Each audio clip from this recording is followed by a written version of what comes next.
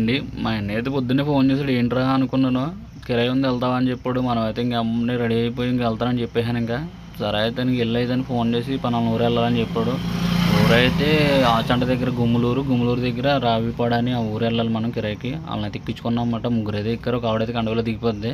మనది లేట్ చేయకుండా అయితే ఇంకా వాళ్ళని తీసుకెళ్ళిపోవాలన్నమాట. కండవలో ఒక ఆవిడ దిగిద్ది, మిగతా ఇద్దరు అయితే రావిపాడలో దిగుతారు.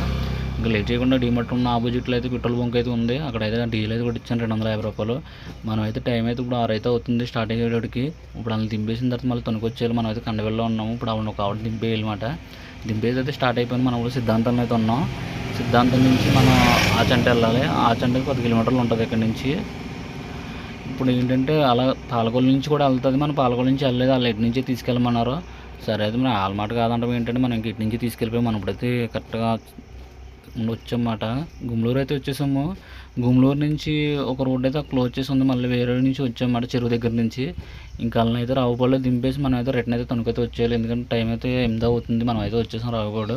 వాళ్ళ ఇంటికాడ దింపేసి మనం ఇంకా టికెట్లు ఎక్కించుకొని రావాలి. ఇక్కడ టికెట్ రేట్ కూడా మనకు తెలియదు, అడిగి ఎక్కించుకోవాలన్నమాట. మనం తెలిసి ఇప్పుడు ఎక్కువగా కానీ మళ్ళీ బాగోదు. ఇలాగైతే ఇంటికి అయితే వచ్చేసాం. వాళ్ళ ఇంటికి దింపేసాం అన్నమాట. అలాగే మన వీడియో మీకు నచ్చితే లైక్ షేర్ సబ్స్క్రైబ్ చేసుకుని నెక్స్ట్ వీడియో మళ్ళీ వెళ్తాం.